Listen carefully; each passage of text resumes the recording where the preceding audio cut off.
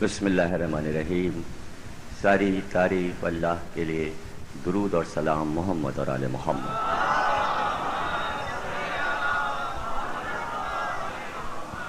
بسم اللہ الرحمن الرحیم.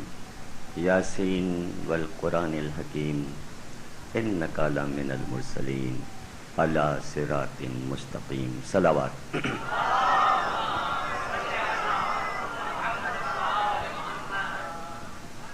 کلام پاک کا مشہور و معروف سورہ ہے سورہ یاسین، جس کی ابتدائی 4 آیتیں سرنامہ کلام میں پیش کی گئیں. ترجمہ کہ یاسین آپ کی قسم، والقرآن اور قرآن حکیم کی قسم، آپ مرسلین میں سے ہیں اور صراط مستقیم پر ہیں. سورہ یاسین کلام پاک کا قلب قرآن ہے، یعنی ہر سورے کا اپنا ایک نام ہے اور بعض سورے کئی ناموں سے پکارے جاتے ہیں. علاوہ ناموں کے ان سوروں کے خطاب بھی ہیں اور القاب بھی ہیں. جس طرح سورہ رحمان کا نام سورہ رحمان ہے، لیکن خطاب اس کا عروس القرآن ہے. جس طرح سورہ یوسف کا نام سورہ یوسف ہے، لیکن خطاب اس کا سورۃ الحسین ہے. سورہ مریم نام ہے لیکن خطاب سورۃ الحسین ہے. نام والفجر ہے لیکن خطاب سورۃ الحسین ہے. نام سورہ والعصر ہے لیکن خطاب سورۃ الحسین ہے. 4 سوروں کا خطاب حسین کے نام پر ہے. اسی طرح سورہ یاسین کا خطاب قلب قرآن ہے. قلب کے معنی عربی میں ہے منقلب ہونا، یعنی جو شے حرکت میں ہو، دھڑک رہی ہو، جس میں زندگی کے آثار ہوں. دل کو قلب اس لیے کہتے ہیں کہ وہ منقلب ہوتا رہتا ہے، کروٹیں لیتا رہتا ہے. اگر کروٹ رک جائے تو انسان کی زندگی ختم ہو جائے. اس لیے کہ قلب کا کام ہے خون کو سپلائی کرنا، خون کو پہنچانا، ایک رگ کو سیراب کرنا. سورہ یاسین قرآن میں یہی کام کر رہا ہے، یعنی اس کی دھڑکن کتاب کی زندگی ہے. اور آغاز کر رہا ہے پروردگار عالم لفظ یا سے. یا حرف ندا ہے، یعنی جب کسی کو پکارنا ہوتا ہے تو یا کا لفظ استعمال کیا جاتا ہے، یعنی آواز دینے کے معنی میں، کسی کو مخاطب کرنے کے معنی میں. یا سین یہ نون سین مخفف ہے انسان کا.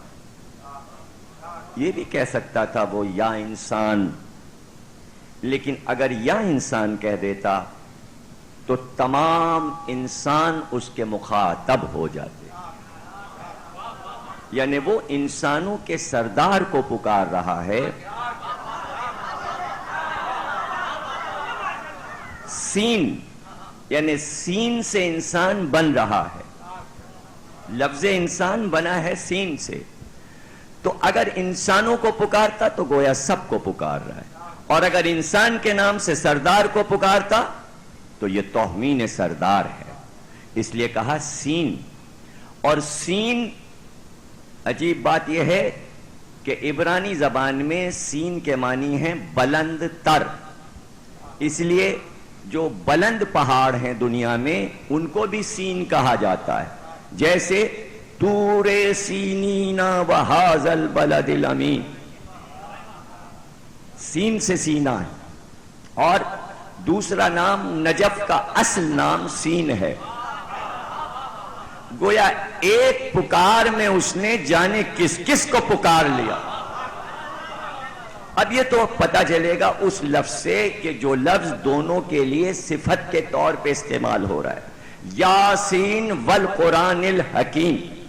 اب یہ حکیم کا لفظ جو ہے ابتدا کی دونوں آیات کے لیے، یعنی سین جو ہے وہ بھی حکیم ہے، قرآن جو ہے وہ بھی حکیم ہے. اب بعض لفظ ایسے ہوتے ہیں کہ جو ہم استعمال تو کرتے ہیں لیکن ان کی روح کو سمجھنا آسان نہیں ہے، چونکہ ہماری زبان ہے اور عربی کے فارسی کے ہزاروں لفظ اردو میں شامل ہیں، تو ہم حکیم صاحب کو دیکھ کے کہہ دیتے ہیں بڑے حکیم صاحب اور چھوٹے حکیم صاحب.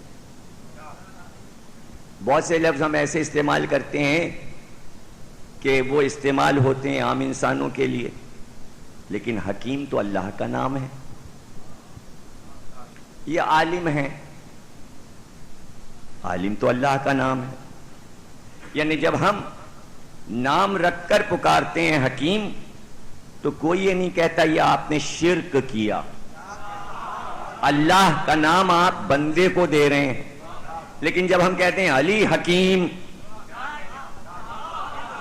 علی حاکم، علی قادر، علی ستار، علی رب، اب شرک ہو گیا. اب یہاں پہ شرک ہو گیا. مطلب سب کو کہیے عالم، اللہ کا نام وکیل ہے، ہر کالے کوٹ والے کو وکیل کہیے، علی کو وکیل نہ کہیے. جو اصل وکیل ہے اللہ کا اس کو نہ کہیے، اس کو نہ کہیے. اصل میں جو مقدمہ ہمارا جتوائے گا، بھئی ہم نے تو وکیل علی کو کیا ہے، دنیا نے تو پونجیے وکیل کیے ہوئے ہیں جنہیں کیس لڑنا ہی نہیں آتا. جنہیں اپنا کیس نہ لڑنا آیا وہ دوسرے کا کیس کیا لڑیں گے. تو یہاں شرک ہو جاتا ہے. لیکن اللہ کہہ رہا ہے کہ اے انسان تو حکیم ہے، قرآن بھی حکیم ہے. ہم تیری ذات کی قسم کھاتے ہیں، ہم کتاب کی قسم کھاتے ہیں. تو یہاں شخصیت اور کتاب دونوں ساتھ ہیں،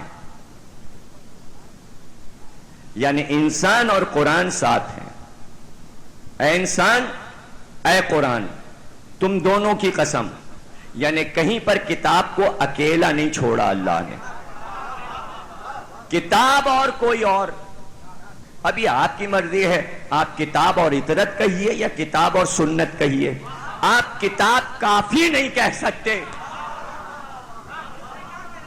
یہ جرم ہے کہنا، یہ قرآن کے خلاف ہے. اس لیے کہ وہ پہلے اس کا نام لیتا ہے جس پر کتاب آئی ہے، جس پر اس نے کتاب بھیجی ہے. پہلے اس کو مخاطب کر لیا، پھر کہا کہ کتاب. کیوں؟ اس لیے کہ تم پہلے ہو، کتاب بعد میں ہے. تم نہ ہوتے تو کتاب ہم کیوں بھیجتے؟ تمہاری ذات کی وجہ سے کتاب آئی ہے. کتابیں تو اور بھی پہلے آئی تھی. ہم سب کو منسوخ کر رہے ہیں تمہاری آمد پر. تم آئے تو سب کتابیں منسوخ، یہ کتاب آئی. اب یہ کتاب جو آئی ہے یہ توریت، انجیل، زبور اور جتنے صحف انبیاء ہیں سب سے افضل ہے. افضل کیوں ہے؟ اس لیے کہ حکیم ہے. حکیم کے کیا معنی ہے؟ کتاب کو حکیم کیوں کہا؟ نبی کو حکیم کیوں کہا؟ تو ہم تو حکیم کے معنی وہی سمجھتے ہیں، لیکن قرآن میں حکیم کے معنی یہ نہیں ہے کہ جو دوائیں دے دیں، معجون دے دیں، پڑیاں دے دیں. نہیں، وہ کچھ اور دیں گے. وہ ایسا نسخہ دیں گے کہ ہم جو نسخہ تمہیں دے رہے ہیں لاؤ لکھ دیں تاکہ ہمارے بعد تم گمراہ نہ ہو. یہ ہے حکمت. لیکن لفظ کی روح میں اترنا پڑتا ہے. لغت میں، عربی میں یہ قاعدہ ہے اور اردو میں بھی یہ ہے کہ باطنی معنی اور ہوتے ہیں، ظاہری معنی اور ہوتے ہیں، لغوی معنی اور ہوتے ہیں، روحانی معنی اور ہوتے ہیں، تاریخی معنی اور ہوتے ہیں. لفظ ایک ہی ہوتا ہے، اس لحاظ سے اس کے معنی بدلتے چلے جاتے ہیں. کوئی بھی لفظ آپ اٹھا لیجئے، اردو کا، عربی کا، فارسی کا، آپ لفظ بتائیے، میں اس کے بہت سے معنی بتاؤں گا، مختلف معنی بتاؤں گا. کیوں؟ اس لیے کہ ایک معنی آپ لے نہیں سکتے. ایک چھوٹا سا لفظ ہے آپ کے ہاں اور، جتنے جملوں میں آپ استعمال کریں گے ہر بار اور کے معنی بدل جائیں گے. میں اشارتن یہ باتیں سمجھا رہا ہوں. تو بڑے لفظوں کا کیا ہوگا؟ اتنا بڑا لفظ حکیم. آیت اللہ خوئی آل اللہ مقامہ کے پاس ایک بہت بڑا یہودی عالم آیا اور وہ آ کے کہنے لگا ہم آپ سے مناظرہ کرنے آئے، بحث کرنے آئے. وہ چپ رہے. اس نے کہا ہم آپ سے حضرت موسیٰ کی نبوت پر گفتگو کرنا چاہتے ہیں، مناظرہ کرنا چاہتے ہیں. تو لخوئی نے فرمایا کہ ہم آپ سے موسیٰ کی نبوت پر کیا بات کریں گے، اس لیے کہ موسیٰ کے پاس کوئی معجزہ ہی نہیں تھا. موسیٰ نے کوئی معجزہ ہی نہیں دکھایا. تو وہ غصے میں اٹھا اپنی جگہ سے. کہنا آپ اتنے بڑے عالم ہو کے ایسی بات کرتے ہیں، آپ کی کتاب قرآن میں موسیٰ کے سینکڑوں معجزات موجود ہیں. انہوں نے کہا کون کون سے؟ کہا مثلاً ہاتھ میں ید بیضا تھا، مٹھی بند کریں تو اندھیرا ہو جائے، کھول دیں تو روشنی ہو. ان کے پاس عصا تھا لکڑی کا، اس کو ڈال دیتے تھے تو وہ سانپ بنتا تھا، اسی کو نصب کر دیں تو درخت بنتا تھا، اس کو سر کے نیچے رکھ لیں تو تکیہ بنتا تھا. وہ ان سے باتیں کرتا تھا، وہ اپنی ماہیت بدل لیتا تھا. آپ کے قرآن میں معجزہ ہے کہ انہوں نے ہاتھ پر کوہ طور پہاڑ کو اٹھا لیا. آپ کے قرآن میں ہے وہ اللہ سے باتیں کرتے تھے کوہ طور پر. آپ کی کتاب قرآن میں ہے کہ انہوں نے جب عذاب نازل کیا بنی اسرائیل پر تو مینڈک، جوئیں اور پسوؤں کا عذاب آ گیا. انہوں نے جب عذاب نازل کیا تو نیل ندی کا پانی نیلے سے لال ہو گیا. یہ سارے معجزے تو قرآن میں. کہا بیٹھ جائیے بیٹھ جائیے، زیادہ جوش میں نہ آئیے. کہنا یہی تھا کہ موسیٰ کیا کسی بھی نبی کی نبوت پر بغیر قرآن کے گفتگو نہیں ہو سکتی.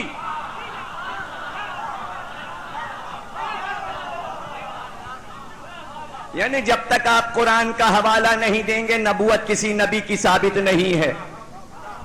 اس گفتگو کو کہتے ہیں حکمت.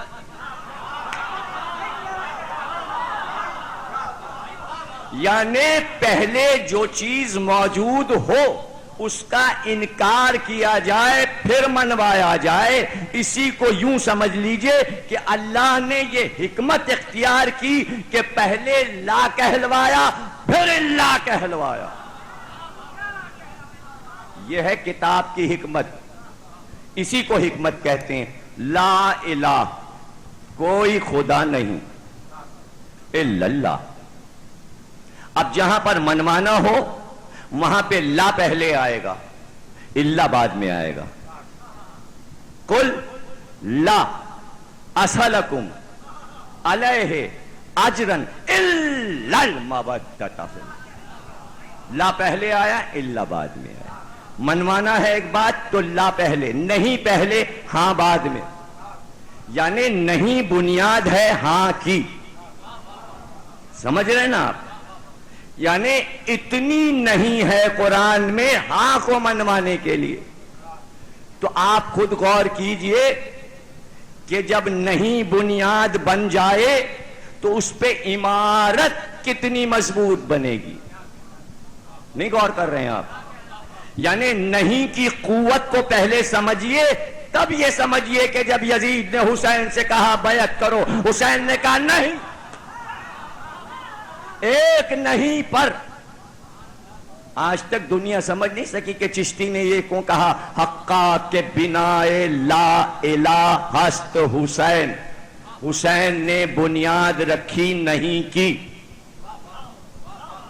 نہیں ہے کوئی خدا، اس بات کی بنیاد حسین نے رکھی. تو الا اللہ کا کیا ہوگا کہ ہے اللہ. اس کی بنیاد نبی نے رکھی. ہاں کہلوا گئے نبی، نہیں کہلوایا حسین نے. اب بھی نہیں سمجھے آپ؟ آدھا کلمہ باقی تھا وہ مسلمانوں نے 60 برس کے بعد پڑھا. نہیں سمجھے آپ؟ یعنی یہ اقرار تو کر لیا کہ اللہ ہے، لیکن جو پہلے سے جنہیں مان رہے تھے ان کو آستینوں سے نکالا نہیں. یعنی دونوں کو ساتھ رکھنا چاہتے تھے. حسین نے کہا لا تو میں کہلوا کے رہوں گا، یہ میرا ایک سجدہ بتائے گا کہ اس کے علاوہ کوئی رب نہیں ہے. تو جو حسین کو منوانا تھا وہ حسین نے منوا لیا، جو نبی کو منوانا تھا وہ نبی نے منوا لیا. سمجھ رہے ہیں نا آپ؟ یعنی یہ ہے حکمت. پورا دین حکمت ہے, پوری کتاب حکمت ہے. ہمارے نبی کی شخصیت مکمل حکمت. جو لفظ زبان سے نکلے وہ حکیمانہ لفظ. پھر ہمارا ہر امام حکیم. دربار سجا ہوا ہے مامون رشید کا, اور ہمارا 8واں امام حضرت امام رضا صلوات اللہ. مجمع ہے کہ بھرا ہوا ہے فصاحت اہل بیت سننے کے لیے. اور دہر کا سب سے بڑا عالم مفتی یحییٰ بن اقسم بیٹھا ہوا. سوالات پہ سوالات. کہ ایک بار امام نے مخاطب کیا اور کہا یہ تو بتا قرآن میں میرے جد کا نام کہاں ہے. دیکھیے ہمارے معصومین نے کبھی یہ نہیں کہا بتاؤ رسول اللہ کا نام کہاں ہے. ہمیشہ کہتے تھے ہمارے دادا, ہمارے جد. اس لیے کہ ہمارے علاوہ یہ لفظ کہہ کون سکتا ہے. اور ہم کیوں کہیں, ہم کیوں کہیں؟ اس لیے کہ عالم بغدادی امام زمانہ کے ساتھ چل رہے ہیں اور روزے میں داخل ہو رہے ہیں. اب انہیں یہ ہوش ہی نہیں کہ ساتھ کون چل رہا ہے. بعد میں ان کے سمجھ میں آیا کہ یہ سید جو ہمیں زیارتیں پڑھا رہا تھا تو جہاں جہاں نام آ رہا تھا تو وہ مڑ کے کہتا تھا تم تو یہ کہو, اور خود کہتا تھا السلام علیکہ یا جدہ. تو وہ بعد میں سوچنے لگے کہ یہ کون ہے. تو پوچھا کہ آپ نے ہر جگہ سلام کیا دادا کہہ کر, اور مجھے حکم دیا کہ جو لکھا ہے زیارت میں اسی طرح تمہیں پڑھنا ہے. کہ آپ بھی نہیں پہچانے کہ کون دادا کہہ سکتا ہے ان کو. یعنی یہ پہچان ہے آل محمد کی, یہ پہچان ہے سادات کی. امت نہیں کہہ سکتی. کیوں؟ یہ اذن کب ملا؟ یہ اذن اس وقت ملا جب آیت آئی کہ رسول کو محمد کہہ کے نہ پکارو, یا رسول اللہ کہہ کے پکارو. تو جب گھر میں آئے تو بیٹی نے بھی سلام کیا السلام علیکہ یا رسول اللہ. کا بیٹی یہ کیا سلام کا انداز کیوں بدل دیا؟ کہا وہ آیت جو آ گئی. کہا آیت امت کے لیے آئی ہو, تم وہی کہو السلام علیکہ یا ابت. تم باپ کہہ کر بابا کہہ کے پکارو. تو بیٹی کو اذن ملا اللہ کی طرف سے, تو اب اولاد قیامت تک یہی کہے گی کہ میرے بابا پہ سلام, میرے جد پہ سلام. سمجھے نا آپ؟ تو اب امام نے کیا فرمایا کہ ذرا بتا. اچھا اگر بحث کرنا تھی تو وہاں اٹھتی بحث کہ آپ رسول اللہ کو دادا کیوں کہہ رہے ہیں. اس کے معنی سب مانتے تھے یہ پوتا ہے اور وہ دادا ہیں, کسی کو اختلاف بھی نہیں تھا. اس نے کہا ہاں نام آیا ہے, احمد نام آیا ہے, محمد نام آیا ہے. آپ نے کہا نہیں, وہ جگہ بتا جہاں قسم کھائی گئی ہو میرے دادا کی, میرے جد کی قسم اللہ نے قرآن میں کھائی ہو, وہ نام بتا. باختیار اس نے کہا یاسین والقرآن الحکیم. کہا تجھے منظور ہے نا کہ یاسین میرے دادا کا نام ہے؟ اس نے کہا بے شک آپ کے دادا رسول خدا کا نام ہے. کہا تو اب یہ بتا دے کہ قرآن میں جتنے پیغمبروں کا ذکر ہے ان پہ سلام ہوا؟ اس نے کہا ہوا. کہ اب یہ بھی بتا دے کہ کسی پیغمبر کی آل پر بھی اللہ نے سلام کیا؟ اس نے کہا نہیں, کسی پیغمبر کی آل پر اللہ نے سلام نہیں کیا. کہ تو نے سورہ صافات کی یہ آیت پڑھی ہے سلام علی آل یاسین کذالک نجزی المحسنین. سلام ہے یاسین کی اولاد پر کہ ہم محسنین کو اسی طرح جزا دیتے ہیں. تو جب کہلوا لیا کہ محمد کا نام یاسین ہے, پھر آیت پڑھی کہ آل یاسین پر قرآن میں سلام ہوا. اسے کہتے ہیں حکمت. اگر پہلے صافات کی آیت پڑھتے تو وہ کہہ دیتا یاسین حضور کا نام ہی نہیں ہے. تو پہلے اقرار کروایا, اسے کہتے ہیں حکمت. یہ حکمت اب دنیا میں کہیں نہیں پائی جاتی سوا منبر کے. صلوات پڑھیے گا.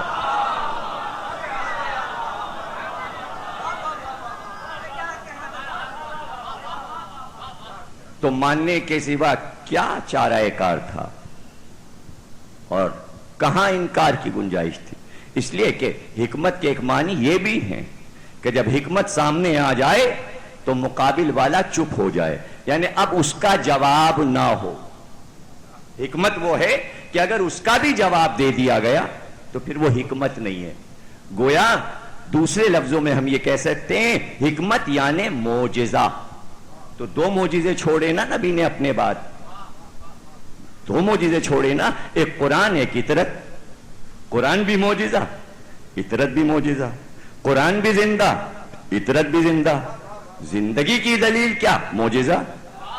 سائنس میں کیوں الجھیں کہ کتاب کیسے زندہ ہے اور اولاد کیسے زندہ ہے؟ بھئی سائنس تو بات کی پیداوار ہے نا۔ بھئی آپ سورج سے بڑا کوئی سیارہ بنا لیجئے تو سورج کو ثابت کیا جائے گا اس سیارے کے ذریعے۔ نہیں سمجھ رہے ہیں آپ؟ ارے چھوٹی سی مثال ہے، کمپیوٹر ایجاد ہو گیا، دماغ کے ساخت پر بنا ہے کمپیوٹر، تو اب کیا دماغ کو جانچا جائے گا کمپیوٹر پر؟ انسانی دماغ افضل ہے یا کمپیوٹر افضل ہے؟ اگر کوئی احمق ہوگا تو کہے گا کمپیوٹر افضل ہے، عقل مند نہیں کہے گا۔ کیوں؟ اس لیے کہ کمپیوٹر بھی تو کسی دماغ نے بنایا ہے،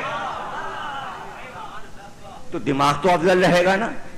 تو اسی طرح افضلیت اپنی جگہ جس شے کی ہوگی، جو کمتر شے ہوگی کمتر سے افضل کی دلیل نہیں دیتے۔ اسلام ثابت کیجئے سائنس کی روشنی میں، ہاں یہ عنوان اگر ہو سائنس اسلام کی روشنی میں تو موضوع صحیح، قرآن کی روشنی میں سائنس اور سائنس کی روشنی میں قرآن۔ سائنس میں روشنی کہاں ہے؟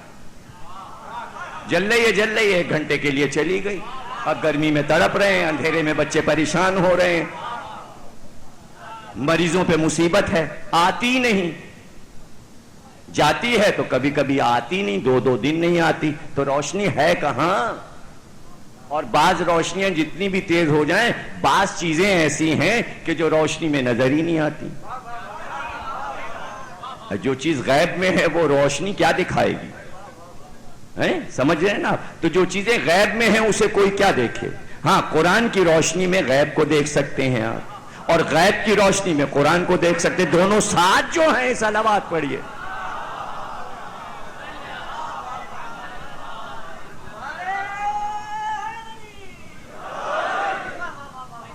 تو اب افضل کیا ہے؟ آگے کی آیتوں نے بتا دیا۔ کیا؟ یاسین والقرآن الحکیم، الا صراط مستقیم۔ پہلے اسے سمجھا دوں، صراط مستقیم، آپ صراط مستقیم پر ہیں۔ حضور سے کہا جا رہا ہے، اللہ کہہ رہا ہے آپ صراط مستقیم پر ہیں۔ کیا اللہ کو یہ کہنے کی ضرورت ہے کہ حضور صراط مستقیم پر ہیں؟ یہ حیرت کی بات ہے۔ ہم بھی صراط مستقیم پر، آپ بھی صراط مستقیم پر، تو یہ کوئی برتر بات نبی سے کہی گئی؟ مسلمانوں کے لیے تو یہ ترجمہ ٹھیک ہے، جو یہ کہہ رہے ہیں کہ ہمیں صراط مستقیم نہیں ملا، دکھا دے صراط مستقیم۔ آپ کیا کہتے ہیں جب یہ سورہ پڑھتے ہیں؟ تو جب آگے مولوی پڑھ رہا ہوتا ہے تو جب یہ آیت آتی ہے تو آپ کیا کہتے ہیں؟ چلا کے الحمدللہ کہتے ہیں، اور وہاں کیا کہا جاتا ہے؟ آمین۔ آمین کے کیا معنی؟ حالانکہ یاد رکھیے گا آمین کا لفظ قرآن میں نہیں ہے، پورے قرآن میں لفظ آمین نہیں آیا، اور یہ بھی آپ کو حیرت ہوگی کہ آمین آیا کہاں سے؟ آمین کبھی ہمارے پیغمبر نے بولا ہی نہیں، یہ آیا ہے انجیل سے۔ ایمن، ایمن، ایمن کا آمین بنا، وہاں سے آیا اور نماز میں بولا جاتا ہے، بدعت نہیں ہے، شرک نہیں ہے۔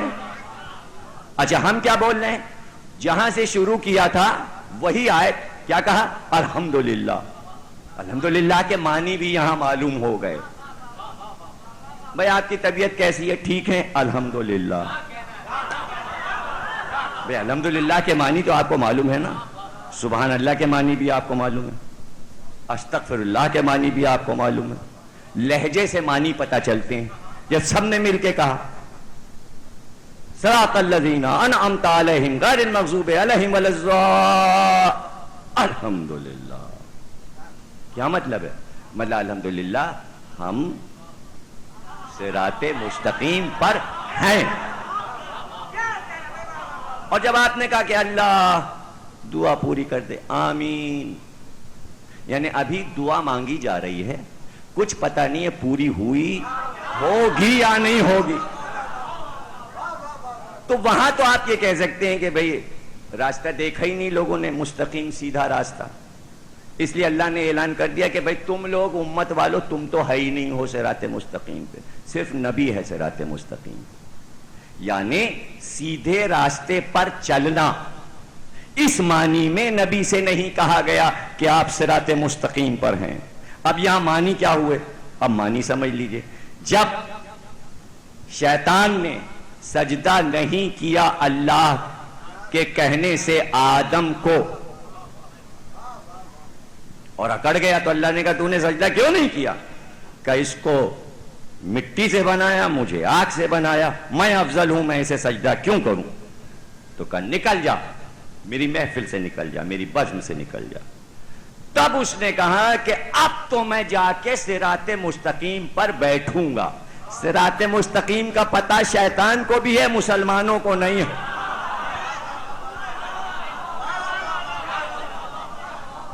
وہ جان رہا تھا، اور کس کے سامنے بات کر رہا ہے؟ جس نے صراط مستقیم بنایا ہے، کسی عام آدمی سے بات نہیں کر رہا ہے۔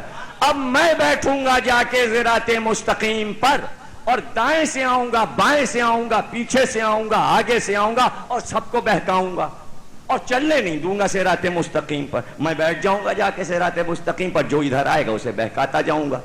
تو چونکہ بہکا کے ہٹا رہا ہے صراط مستقیم پر، اس لیے کسی کو یہ راستہ مل ہی نہیں رہا۔ سیدھی سی بات ہے نا بھائی۔ تو اللہ نے کیا جواب دیا؟ کہ جو نہیں آئے گا صراط مستقیم پر اور تیرے بہکانے سے ہٹ جائے گا صراط مستقیم سے، میں جہنم میں بھرتا جاؤں گا، ڈالتا جاؤں گا، بھرتا جاؤں گا، ڈالتا جاؤں گا۔ کھسیا گیا شیطان، وہ سمجھ رہا تھا اللہ یہ کہے گا میں بچا لوں گا، میں اپنے بندوں کو بچا لوں گا، میں اپنے، اللہ نے کہا کیا بہکا لے، میں سب کو جہنم میں ڈال دوں گا۔ کھسیا گیا شیطان، اور کھسیاتا نہ تو کیا کرتا، جواب ہی اس کو ایسا ملا تھا، تو ابھی تک کھسیایا ہوا ہے، سمجھے نا؟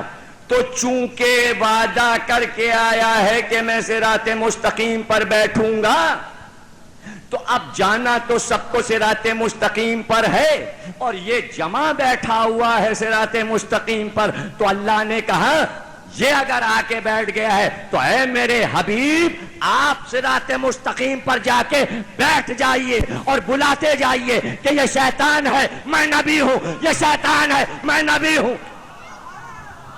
اب بھی نہیں سمجھے ہیں آپ؟ صراط مستقیم پر آپ بیٹھیے جا کے، جب آپ جائیں تو علی بیٹھے، علی جائیں تو حسن بیٹھے، حسن جائیں تو حسین بیٹھے، حسین جائیں تو عابدین بیٹھے، پھر محمد باقر، پھر جعفر صادق، پھر موسی کاظم، پھر علی رضا، پھر محمد تقی، پھر علی نقی، پھر حسن۔ ارے کوئی ہے تو صراط مستقیم پر بتانے کے لیے، ادھر آؤ یہ ہے راستہ، اس کے بہکانے میں نہ آ جانا۔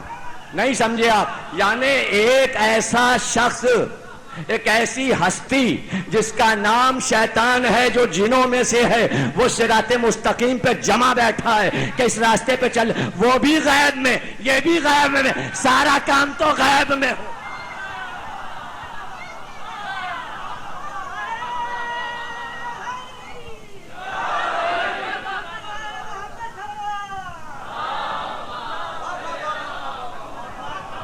اب سمجھے کہ امام کو چھپایا کیوں گیا؟ اس لیے کہ ظاہر میں اگر آتے تو غیب والے کو شکست کیسے دیتے؟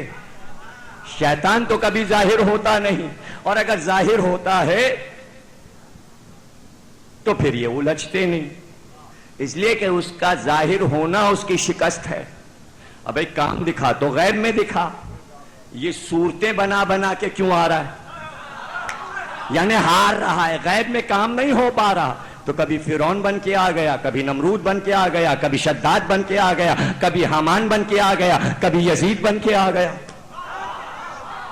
ہارا جب تو آیا نا ظاہر میں، اور وہ وہ تو بس پھر فائنل آئیں گے، وہ اسے قتل کرنے آئیں گے، پھر اس کے بعد یہ کہاں رہے گا؟ یہ آپ کو نہیں معلوم؟ کتاب الرجت میں یہ ہے کہ جب نبی ظہور کریں گے، جس وقت ظہور کریں گے اس وقت اسے خبر ہو جائے گی۔ عجیب منظر ہے کہ یہ کہہ کر بھاگے گا کہ وہ آ گئے، پتہ ہے کیا کہے گا؟ یہ ساری باتیں ذہن میں رکھنا ضروری ہوتی ہیں۔ مجھے عمر دے دے، اللہ نے کہا جا، وقت معلوم تک کی عمر دے دی۔ معلوم ہے آپ کو وقت معلوم کیا ہے؟ وقت معلوم میرے نبی کا نام ہے۔ اب اس کی قیمت سمجھیے، جیسے ہی نبی ظہور کریں گے کہہ کے بھاگے گا وہ آ گئے، بھاگو۔ کس سے کہے گا بھاگو؟ ارے جنہیں بہکا چکا، اب بھاگ کے کہاں جائیں گے؟ تو اگلا جملہ یہ کہے گا بھاگو وہ آ گئے، تو لوگ کہیں گے کون؟ کا وقت معلوم۔ ان پر آپ ہیں، آپ نہ ہو تو اولاد ہو، تاکہ لوگوں کو بتائے، تبھی تو ہم الحمدللہ کہہ رہے ہیں۔ اس لیے کہ بتانے والا موجود ہے، جہاں بتانے والا نہیں ہے وہاں بہکانے والا ہی تو کام دکھائے گا۔ اتنا سا فرق لوگ سمجھ نہیں پا رہے، مجلسیں یہی فرق سمجھا دیتی۔ علی صراط مستقیم، یاسین والقرآن الحکیم انک لمن المرسلین، یہ آیت اب بعد میں سمجھا رہا۔ آپ مرسل ہیں، آپ مرسلین میں سے ہیں۔ مرسلین میں کون کون مرسل؟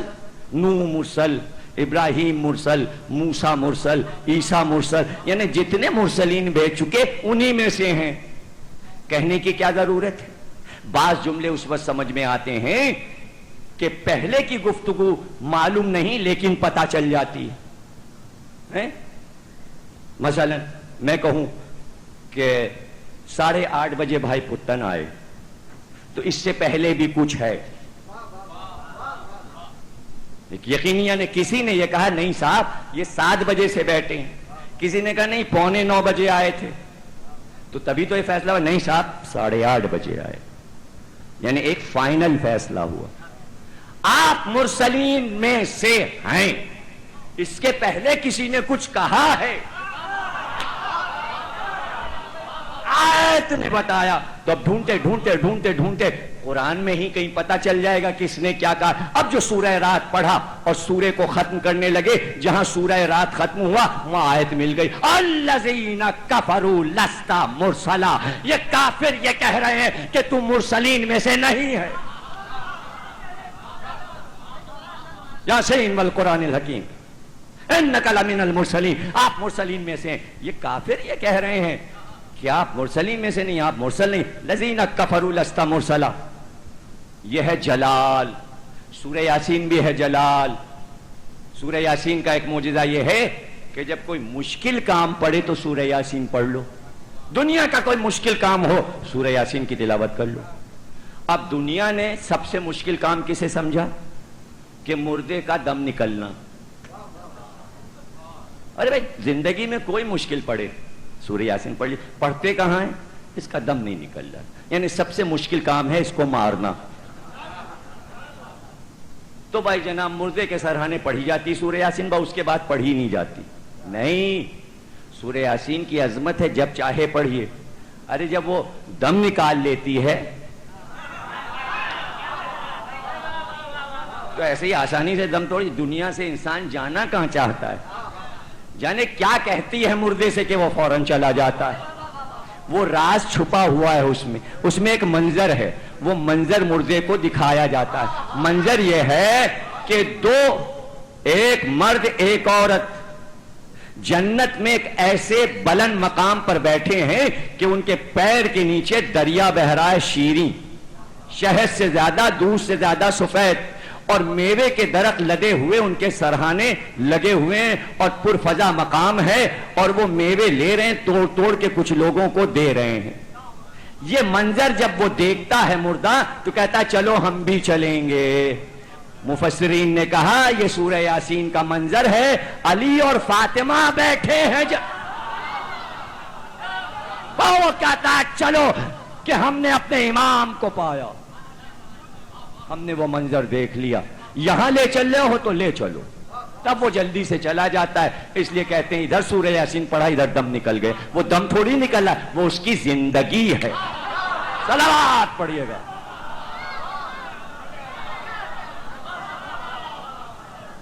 وہ اس کی زندگی، وہ اس سے قیمتی زندگی پانا چاہتا ہے. یہ ہے سورہ یاسین کا معجزہ. اور کیا آپ نے تو اب سورہ رعد میں یہ جو کہا جا رہا ہے تو یہاں اعلان کیا گیا کہ یہ کافر یہ کہہ رہے ہیں. تو جلال کے عالم میں ایک بار اللہ نے آواز دی، الذین کفروا لست مرسلا، قل کہیے حبیب ان کافروں سے، کافروں سے، کفرو ہے نا لفظ، کافر کا لفظ ہے نا، تو اب مخاطب کون ہے؟ کافر. اور کافروں سے کیا کہیے؟ قل کفی باللہ شہیدا بینی و بینکم ومن عندہ علم الکتاب. ان کافروں سے کہیے کہ اگر یہ آپ کو رسول نہیں مان رہے ہیں تو نہ مانے، ہمیں منوانا بھی نہیں ہے، اس لیے کہ آپ کی رسالت پر 2 گواہ کافی ہیں. کفا، اب یہاں کافی کا لفظ آیا لیکن ایک نہیں، یعنی کتاب کافی نہیں ہے بلکہ 2 چیزیں کافی ہوتی ہیں. 2 گواہیاں. قل کفی باللہ شہیدم، 2 شہید 1 گواہ، شہیدم 2 گواہ. کون کون؟ ایک تو خود اللہ ہے اور ایک وہ گواہ ہے جس کے پاس پوری کتاب کا علم ہے، جو عالم کتاب ہے. 2 گواہ ہیں. اب دنیا آپ کو رسول مانے یا نہ مانے، اللہ کو کوئی پرواہ نہیں. ایک میں گواہ، ایک وہ گواہ جو عالم ہے. غور نہیں کیا آپ نے؟ گواہ کوئی وہ چھوٹا موٹا ڈھونڈ کے نہیں لایا. اس نے بتایا اگر میں عالم ہوں تو دوسرا گواہ بھی عالم ہے. برابر کے گواہ ہوتے ہیں، چھوٹے بڑے گواہ نہیں ہوتے. وہ بھی عالم، یہ بھی عالم، اللہ بھی عالم، گواہ بھی عالم. لیکن غور طلب یہ بات ہے کہ یہ گواہ ہے کوئی انسان، نام مجھے نہیں معلوم، اس لیے کہ کتاب میں نام نہیں لکھا، پہچان صرف اس کی بتائی گئی ہے. پورے کتاب کا علم رکھتا ہے، اسی سے پہچانا جائے گا. مجھے نہیں پتا عالم اسلام میں کون سا عالم گزرا ہے جو پوری کتاب کا علم رکھتا ہے. ارے پوری کتاب لوگوں کو حفظ نہیں ہے تو علم کیا رکھیں گے؟ ادھر ادھر سے نوچ ناچ کے آیتیں پڑھ دی تو آپ نے کہا صاحب کیا خطابت ہو رہی ہے؟ یہ تو سب قرآن کی روشنی میں ہو رہا ہے. دنیا ہی چل رہی ہے قرآن کی روشنی میں، تو خطابت چل رہی ہے تو کون سا کمال؟ یہ کون سا کمال ہے کہ ایک اس سورے سے نکالا 200-250 سے زیادہ تو آیتیں سورہ بقرہ. میں جب جانوں کہ کوئی خطیب پورا سورہ بقرہ پڑھ دے تقریر میں، پورا سورہ آل عمران پڑھ دے، ایک چھوٹی سی آیت نکال لی سورہ آل عمران سے، فَمَنْ حَاجَّكَ فِيهِ مِنْ بَعْدِ مَا جَاءَكَ مِنَ الْعِلْمِ فَقُلْ تَعَالَوْا نَدْعُوا أَبْنَاءَنَا وَأَبْنَاءَكُمْ. لیجئے ہو گیا سورہ آل عمران. پورا پڑھو سورہ تو میں جانوں. ابتدائی سورے جو کہلاتے ہیں سورہ طوال. طوال کے معنی معلوم ہے؟ یعنی جو طویل ترین سورے ہیں ان کا سلسلہ سورہ یوسف 12ویں سورے تک چلتا رہتا ہے. 12 تک تو جو ہیں 200 کے اوپر چلے جا رہے ہیں، 100 کے اوپر 150. سب سے کم 111 سورہ یوسف میں آیتیں ہیں. آج تک تو میں نے کسی کو سورہ یوسف پڑھتے پورا دیکھا نہیں. تو ایک چھوٹی سی آیت یہاں سے نکالی، ایک یہاں سے، ایک یہاں سے، ایک یہاں سے، میں نے 27 آیتیں پڑھ دی. کون سا کمال کیا آپ نے؟ یہ کون سا کمال کیا آپ نے؟ اگر حافظہ ہے تو 10 دن میں پورا قرآن کوئی پڑھ دے. ہے کسی میں ہمت؟ کسی فرقے کے کسی عالم کسی خطیب میں 10 دن میں قرآن پڑھ دے؟ وہ نہیں کہ 15 دن میں قرآن ختم، فرفر فرفر فرفر فرفر. سمجھ میں کیا آیا؟ جبکہ اللہ کہہ رہا ہے سمجھ سمجھ کے پڑھو. یہاں ضد ہے کہ نہ سمجھی میں پڑھیں، تو اس کا کیا فائدہ بھائی؟ تو قرآن کا ایک ایک لفظ ایسا ہے پوری عمر گزر جائے اور ادا نہ ہو. ایک ایسے خطیب ہمارے بہت بڑے خطیب اعظم گزرے ہیں، مولانا محسن نواب صاحب قبلہ اعلی اللہ مقامہ. 25 برس عشرہ پڑھا، پہلا عشرہ لکھنؤ میں، اور 25 برس تک صرف آیت تطہیر پڑھتے رہے. ایک آیت کا تو حق نہیں ادا ہو سکتا اور ایک ایک تقریر میں 25 آیتیں اور 40 آیتیں. تو قرآن کو تماشا بنا رکھا ہے. ایک ہی آیت کا حق ادا ہو جائے تو میں جانوں. تو یہ تو قرآن کے ساتھ مذاق ہے. کہ آپ نے جلدی سے ایک آیت پڑھ دی، ترجمہ ہو گیا، ان کے قرآن کی آیت کا حق ادا. ارے صرف ایک شاگرد امام صادق کا 50 برس کی عمر ہو گئی تو جا کے پوچھا دوست نے کہ امام سے جو سیکھ کے آئے ہو وہ تو بتاؤ کیا پڑھ رہے ہو. اب اس نے کہا ایک لفظ سیکھ کے آیا تھا، 50 برس گزر گئے، وہی ایک لفظ پڑھ رہا ہوں. کا کیا؟ کا الف. میرے امام نے مجھے الف بتایا تھا، 50 برس سے صرف الف پہ ریسرچ کر رہا ہوں. تو الف کا حق تو ادا نہیں ہوتا، اس لیے کہ لوگوں کو معلوم کا ہے قرآن میں الف کتنے ہیں، تعداد نہیں، کتنے طریقے کے الف ہیں. کم از کم 3 الف ہیں، 3 میں 2 الف ایسے ہیں، ایک بڑا ہے ایک چھوٹا ہے. بڑا الف پہلے آتا ہے، چھوٹا الف بعد میں آتا ہے. اب بھی نہیں سمجھے آپ؟ چھوٹے بڑا الف جو ہے سائیڈ میں رہتا ہے، چھوٹا الف ہمیشہ کاندھوں پہ رہتا ہے.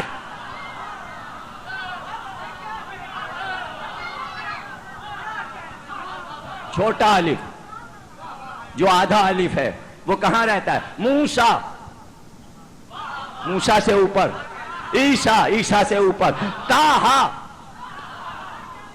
طہارت سے بلند. طٰہٰ مانے طاہر، جو طاہر کے دوست پہ آ جائے وہ کتنا بڑا تھا. صلوات پڑھیے گا. تو الف کا حق ادا ہو جائے میرے بھائی تو بڑی بات سمجھو کہ حسین کے ستے میں قرآن کے کسی لفظ کا حق ادا ہو جائے تو پہچاننا کتنا مشکل ہے قرآن کو. اللہ ایسی منزل پہ کہے پوری کتاب کا علم رکھتا ہے عالم.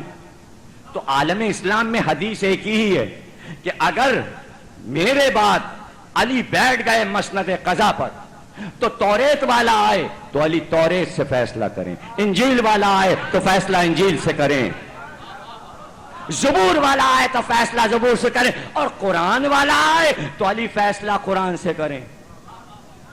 قرآن علی کے ساتھ ہے، علی قرآن کے ساتھ ہیں. کون ہے عالم کتاب؟ ہمیں تو کوئی ملا نہیں. اس کو کہیں گے آپ جس نے ساری زندگی سورہ بقرہ یاد کرتے کرتے تھک کے کا نہیں یاد ہوتی،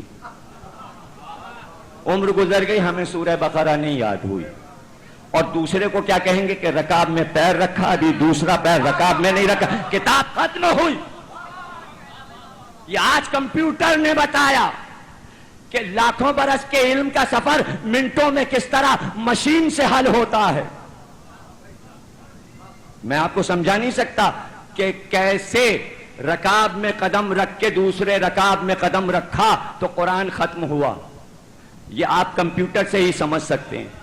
دیکھیں کمپیوٹر یہ چھوٹے چھوٹے ڈبے جو ہیں نا یہی کمپیوٹر نہیں ہے، بلکہ باہر کے ملکوں میں کمپیوٹر سے بڑے بڑے کام ہو رہے ہیں.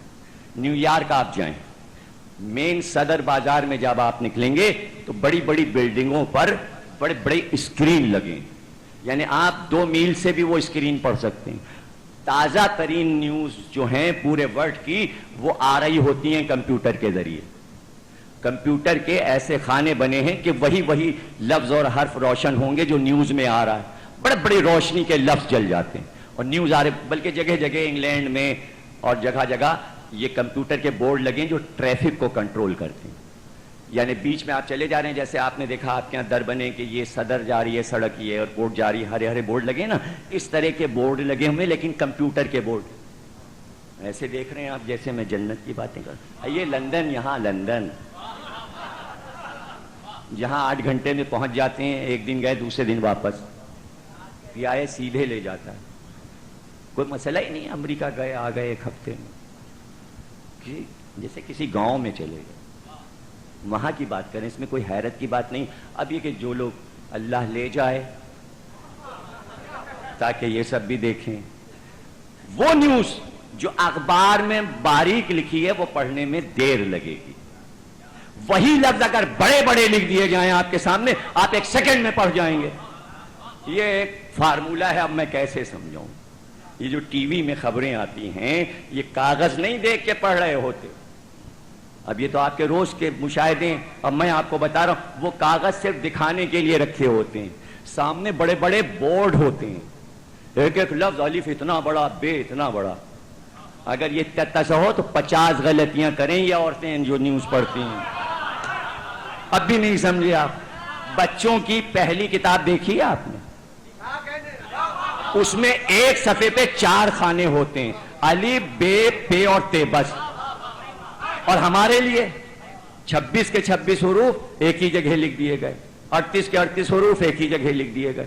بچوں کے لیے الف سے اللہ، بے سے یہ تصویر بھی بڑا سا بے. کیوں؟ جتنا بڑا لکھا ہوگا اتنی جلدی یاد ہوگا، بچہ اتنی جلدی پڑھے گا. جب تک بچہ ہوتا ہے حروف بڑے بڑے دکھائے، جیسے جیسے عمر بڑھنے لگتی ہے باریک ہونے لگا، باریک ہونے لگا، اب اتنا باریک کہ اب ڈائجسٹ بھی پڑھ رہے ہیں. اور وہی ڈائجسٹ پہلی کلاس کے بچے کو دے دیجئے، وہ پھینک دے گا، اسے کیا پتا، وہ تو ابھی پہلی کتاب پڑھ رہا ہے. نہیں سمجھے؟ ابھی سب سمجھ لیا نا؟ تو وہ بڑے بڑے بورڈ ہیں، اس پہ بڑی طویل نیوزز آ رہی ہیں، لیکن گاڑی پہ بیٹھے بیٹھے پوری نیوز پڑھ لی، لفظ غائب دوسرے لفظ آ گئے. نہیں سمجھے آپ؟ اب نہ سمجھیے. جب علی گھوڑے پہ بیٹھنے لگتے تھے تو لوح پر پورا قرآن بڑے لفظوں میں علی کے سامنے آتا، بسم اللہ کہہ کر والناس تک پورا پڑھ کے رکھا.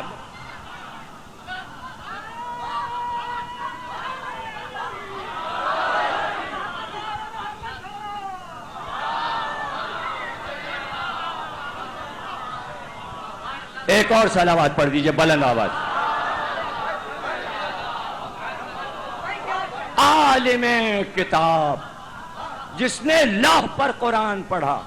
آپ تو تاج کمپنی کے کاغذ پہ پڑھ رہے ہیں، یہ تو نقل ہے. علی اصل پڑھ رہے تھے.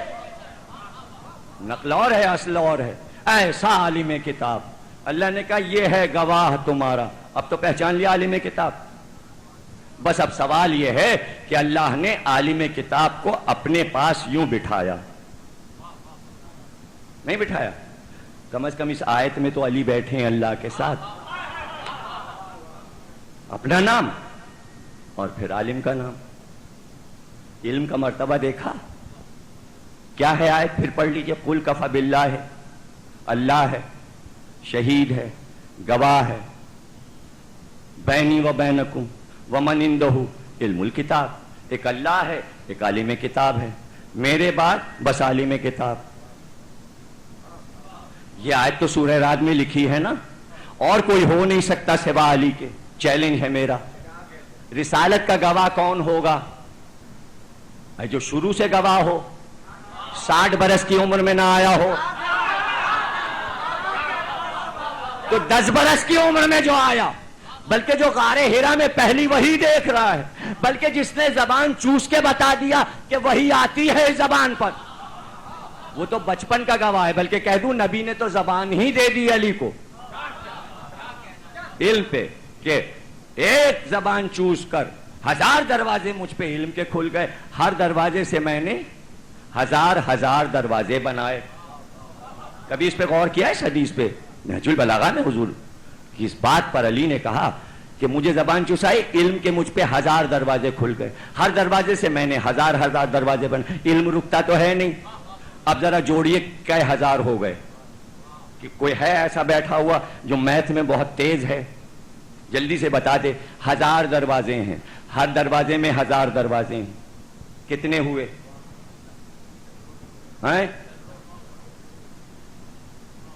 100 کروڑ ہو گئے.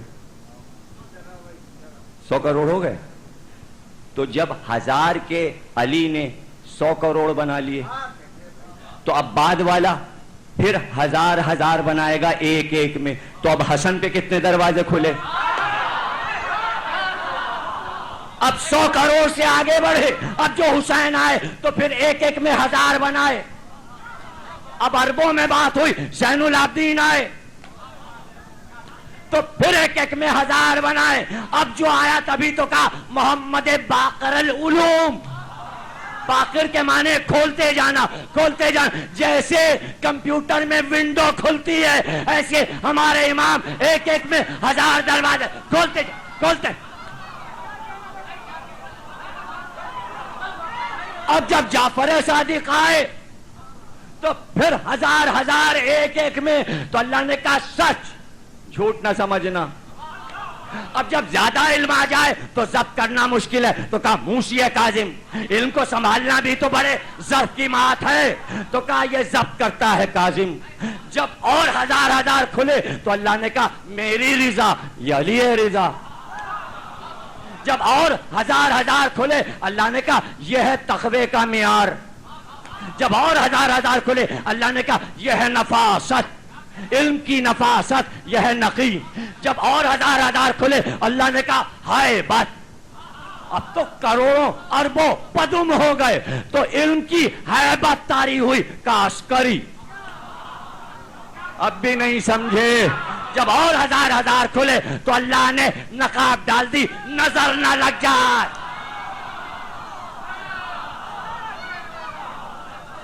نظر نہ لگ جائے، اس لیے کہ اب تو گنتیاں بھی ختم ہو گئی، اب تو گنتیاں بھی ختم ہو گئی، تو انسان تو دیوانہ ہو جاتا۔ علم کی منزل پہ حیرانی ہے اور پھر صبر ہے، تو پردہ ڈال دیا۔ اب اس دن کیا ہوگا جب یہ پردہ ہٹے گا؟ کیا میں آپ کو بتاؤں جب پردہ ہٹے گا؟ تو معصوم نے فرمایا اس دن سارے علم دنیا سے فنا ہو جائیں گے۔ آج ہم علم کلام، علم تفسیر، علم فقہ، 12ویں امام کے آتے سارے علم دفن کر دیے جائیں، ختم، ذہن سے مٹ جائیں گے، نسیان ہو جائے گا۔ کسی کو نہ فقہ یاد آئے گی، نہ علم کلام یاد آئے گا، نہ حدیث یاد، سب جھوٹی حدیثیں بخاری سب غائب، سب جلا دی جائیں گی، سب دفن کر دی جائیں گی۔ اب کیا ہے؟ امام کہے گا ہر علم ہمارے پاس ہے، آؤ۔ امام مبین میں ہر چیز کا احاطہ کر دیا۔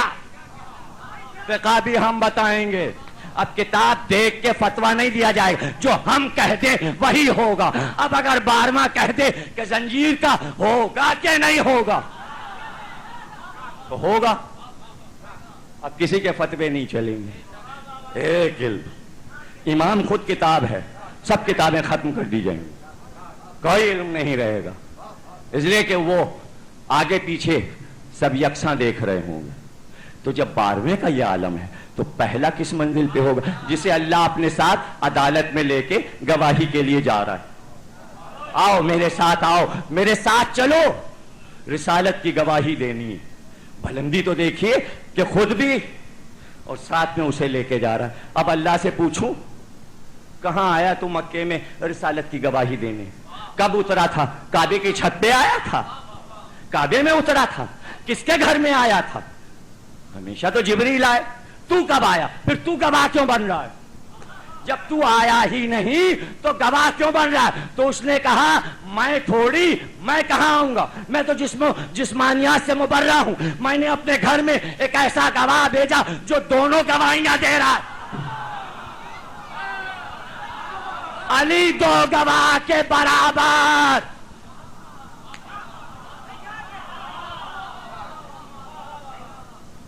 دو گواہ کے برابر۔ ہاں میں نے اپنے نام کے بعد ان کا نام لکھ دیا۔ جب اللہ کے فوراً نام کے بعد علی کا نام قرآن میں لکھا ہے، اب کیا بحث اذان میں علی کا نام ہو کہ نہ ہو؟ نہ ہو، قرآن میں تو لکھا ہے۔ ہائے ہائے، اذان مستحب ہے، واجب نہیں ہے۔ قرآن کی آیت کا احترام واجب ہے، یہاں ماننا پڑے گا، وہاں مانو یا نہ مانو، اس لیے کہ اذان خود ہی واجب نہیں ہے، تو وہاں علی کا نام بھی واجب ہوا یا نہیں، یہ بحث ہی گئی۔ قرآن میں اللہ کے فوراً بعد علی کا نام لکھا ہے، ہٹائیے۔ غنیمت ہے کہ وہاں مان لیتے نبی کے نام کے بعد، نہ مانا تو اللہ نے اپنے بعد لکھ دیا، بیچ میں نبی ہے ہی نہیں، نبی کا بلا فاصل نہیں ہے، علی تو اللہ کا بلا فاصلہ ہے۔ اللہ اور پھر علی۔ یہاں نبی کیسے آئے؟ اس لیے کہ گواہی تو انہی کی دی جا رہی ہے۔ کاش سمجھ لیتے، اذان میں بھی گواہی انہی کی تو دی جا رہی ہے، گواہ دو ہیں، ایک اللہ اکبر، ایک علی ولی اللہ، وہاں بھی اللہ یہاں بھی اللہ، بیچ میں محمد کا نام، دو گواہ، ایک اللہ ایک علی۔ جب اللہ گواہ بنا رہا ہے تو کسی کو اعتراض کیا ہے؟ عالم کتاب۔ اب پریشانی یہ ہو گئی کہ آپ نے سب کچھ تو ثابت کر دیا کہ یہاں عالم کتاب علی ہے، قرآن سے دلیل دیجئے۔ لیجئے پوری تقریر میری، اتنی محنت خراب ہو گئی، قرآن سے دلیل دیجئے۔ تو ابھی تک کہاں سے بات کر رہا تھا؟ قرآن کی تو بات ہو رہی ہے. چلیے صاحب، اب چونکہ آپ لوگ قرآن کی آیتیں سننے کے اتنے عادی ہو گئے ہیں، جی دلیل دی تو تاریخ سے دے دی، تو یہ تو ضمیر اختر تو تاریخ پڑھتے ہیں، قرآن کی آیتیں نہیں پڑھتے. دلیل دے دیتے قرآن سے تو اچھا تھا. کیا کریں، عربی آتی نہیں، خطبہ پڑھتے نہیں. عربی آتی تو خطبہ نہ پڑھتے تو آیتیں کیا یاد ہوں گی؟ تو یہ آیت سے تو دلیل دے نہیں پاتے. تو آئیے چلیے، سورہ نمل میں ارشاد ہوا کہ سلیمان کا دربار سجا ہوا تھا، اور ایسے میں سلیمان نے اپنے درباریوں سے کہا کون ہے جو بلقیس کا تخت لائے؟ جناتوں نے کہا ہم لائیں گے. کہا کتنی دیر میں؟ کہا 3-4 گھنٹے لگ جائیں گے. کہا ہٹ جاؤ سامنے سے. اتنی دیر میں لائیں گے؟ 3 گھنٹے میں. 3 کی تعداد تو نبی کو پسند ہی نہیں، کوئی بھی ہو. تو جتنے دیو تھے وہ آگے بڑھے. ان کا ہم لائیں؟ کہ کب؟ کہ دربار برخاست نہیں ہوگا، لے آئیں گے. اتنی دیر. اب قرآن کہتا ہے وہ بولا قال الذی، اس نے کہا. کس نے کہا؟ نام وہاں بھی نہیں ہے، نام یہاں بھی نہیں ہے، نام وہاں بھی نہیں، لیکن دونوں کو ملا لیجئے گا، بات سمجھ میں آ جائے. قرآن سے دلیل مانگی نا آپ نے کہا تو میں دے رہا ہوں قرآن سے دلیل کہ یہ کون ہے گواہ. قال الذی، اس نے کہا. کس نے کہا؟ ومن عنده علم من الکتاب، وہ بولا جس کے پاس کتاب کا تھوڑا سا علم تھا. وہ کیا بولا؟ اس نے کہا میں لاؤں گا تخت بلقیس کا. کتنی دیر میں؟ کا پلک نہیں جھپکے گی. کیا آ جائے گا؟ پتہ ہے کیا ہوا؟ پلک جھپکے اور آئے نہیں. مفسر نے کہا اس نے کہا اور آیا. جیسا ہی کہا کن ہو گیا. اب جو سلیمان نے دیکھا تخت بلقیس سامنے تھا. قرآن ہے، کوئی قصہ کہانی تھوڑی ہے، کوئی قصص الانبیاء سے تھوڑی پڑھ رہا ہوں، سورہ نمل سے پڑھ رہا ہوں، چیوٹی والے سورے سے پڑھ رہا ہوں. چیوٹی جو سب سے چھوٹی ہے وہاں سے دلیل اٹھائے. اس کے پاس کتاب کا علم کتنا؟ جتنی بڑی چیوٹی، اور اس کے پاس پوری کتاب. تو فرق تو ہے نا، پوری کتاب اور چیوٹی برابر علم میں تو فرق. جس کے پاس چیوٹی برابر علم تھا وہ تو تخت لایا کہاں سے؟ یمن سے، ملک سبا سے. کہاں لایا؟ بیت المقدس میں. پلک جھپکتے میں سلیمان کے سامنے ملکہ سبا کا تخت لے آیا. اب جو جھانک کے دیکھا تفسیر میں کون تھا یہ؟ تفسیر نے کہا یہ تو وزیر اعظم تھا. تخت پہ سلیمان ہوتے، پہلو میں وزیر ہوتا، اس کے لیے ایک زرین کرسی رکھی جاتی جس میں جواہرات جڑے ہوئے تھے. جب سلیمان آتے تو وزیر بھی آتا. وزیر کون ہے؟ اس کا نام آصف بن برقیہ ہے. سلیمان کا کون ہے؟ سگا چچا زاد بھائی ہے. ہر نبی حضرت سلیمان کا سگا چچا زاد بھائی، ان کا وزیر اعظم، اور اس کے پاس علم کتنا؟ چوٹی بھر کتاب کا علم. اور ذرا سا علم ہے تو تخت اڑا کے لاتا ہے. تو جس کے پاس پوری کتاب کا علم ہو اور نبی کا چچا زاد بھی ہو اور وزیر بھی ہو تو وہ کیا کرے؟ تو وہ آفتاب کو اشارے سے یوں پلٹا، اس لیے کہ پوری کتاب کا علم رکھتا ہے. وہ مدینے سے خیبر جائے پلک جھپکتے میں، بس وہ نادے علی کہیں اور یہ دلدل پہ بیٹھ جائیں، اور کمبر سے کہیں آنکھ بند کر، آنکھ کھول لے تو خیبر کے میدان میں. اس لیے کہ پوری کتاب کا علم ہے. تو وزیر وہی ہوتا ہے جو قریب ہوتا ہے، قریب وہی ہوتا ہے جو چچازاد بھائی ہوتا ہے، دانا وہی ہے وہ اس کو سمجھے. اب ایک سوال سلیمان سے کریں. آپ تو ہیں نبی، آپ کے پاس ہے معجزہ، یہ سب سے کہنے کی کیا ضرورت تھی؟ تخت لا دو، تخت لا دو، تخت. آپ کو تخت لانا نہیں آتا؟ آپ میں طاقت نہیں ہے؟ جنوں سے کہہ رہے ہیں، بھوتوں سے کہہ رہے ہیں، دیو سے کہہ رہے ہیں، اور آخر میں وہ بولا، اس نے کہا میں لاؤں گا. تو تبھی اسی سے کہہ دیتے تم کیا لاؤ گے، میں خود ہی لاؤں گا. بلکہ اسے اجازت دے دی لاؤ، اور وہ لے آیا. تو کیا آپ پلک جھپکتے میں نہیں لا سکتے؟ کہا مکو، میں دنیا کو دکھانا چاہ رہا تھا کہ ایک نبی کا وزیر ہوتا کیسا ہے.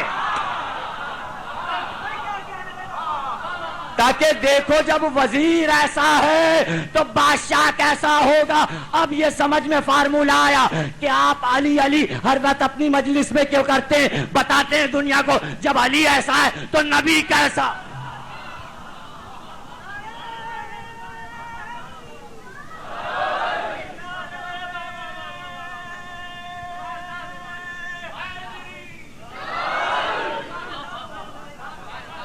دیکھیں رخ موڑ دیا گا، وہ علی کو بڑھا دیتے ہیں نبی سے، بڑھا دیتے ہیں. ارے آج جو نبی باقی رہ گئے اپنی عظمتوں کے ساتھ وہ علی کے فضائل کی وجہ سے، کہ دنیا جو ہے وہ عام نہیں کہہ پا رہی نبی کو، اس لیے کہ اتنے معجزے علی کے مشہور ہو گئے، اتنا علم مشہور ہو گیا کہ لوگ شرمانے لگے کہ نبی کو تو علی سے بلند ہونا چاہیے، ورنہ آپ تو اپنا جیسا بنائے دے رہے تھے. علی اگر نہ ہوتے تو آپ اپنا بڑا سگا بھائی بنا چکے ہوتے. نبی نے کہا میں نے کسی کو اپنا بھائی نہیں بنایا سوا علی کے. اس لیے امت کا کوئی آدمی یہ نہ کہے نبی ہمارے بڑے بھائی تھے، صرف علی کے بڑے بھائی تھے، اور کوئی بھائی نہ کہے نبی کو. صحیح بخاری میں موجود ہے، بھائی بنایا علی کو اپنا، اور یہ کہہ کے بنایا تم میرے بھائی دنیا میں بھی اور آخرت میں بھی. وہاں کی بھی گنجائش نہیں رکھی کہ کوئی پہلو ہی میں لے جائے بھائی بن کے. یہاں بھی اور وہاں بھی دونوں جگہ علی میرے بھائی ہیں، وہ کہیں بھی ہوں، وہ مدینے میں ہوں میں خیبر میں ہوں، بھائی بھائی کے پاس پہنچ جاتا ہے. نجف میں ہے تو کیا ہے، اور یہ مدینے میں ہے تو کیا، یہ ان کے پاس جاتے ہیں وہ ان کے پاس آتے ہیں، بھائی بھائی ملتے رہتے ہیں. تو بھائی بھائی کی دشمنی آپ کیوں ظاہر کرنا چاہ رہے ہیں؟ محبتوں کو دشمنی میں مت بدلیے. اور کسی کو بھائی کہا ہی نہیں نبی نے، یہی تو کمال ہے. بھائی کسی بھائی کہنا آسان ہے، جس کو بھائی کہہ دیا جائے تو پھر اس کو کیا کرنا پڑتا ہے یہ آپ کو معلوم ہے. سینے پہ سلا کے کہہ دیا عباس تو میرا بھائی، تو جلدی سے زہرا نے کہا عباس میرا بیٹا ہے. اور کیا، چونکہ حسین نے بھائی کہہ دیا تو زہرا نے کہا میرا بیٹا ہے، یعنی گویا سگا بھائی ہے. یوں بنتا ہے اس خاندان میں بھائی. اب یہ کہ ماں نے ایک دن کہہ دیا عباس بھائی تو حسین نے تمہیں بنایا ہے لیکن تم بھائی نہ کہنا، اس لیے کہ تم یہی کہتے رہنا میں آپ کا غلام ہوں، میں آپ کا غلام ہوں. ماں نے جو کہہ دیا تو پھر 32 برس کے ہو گئے.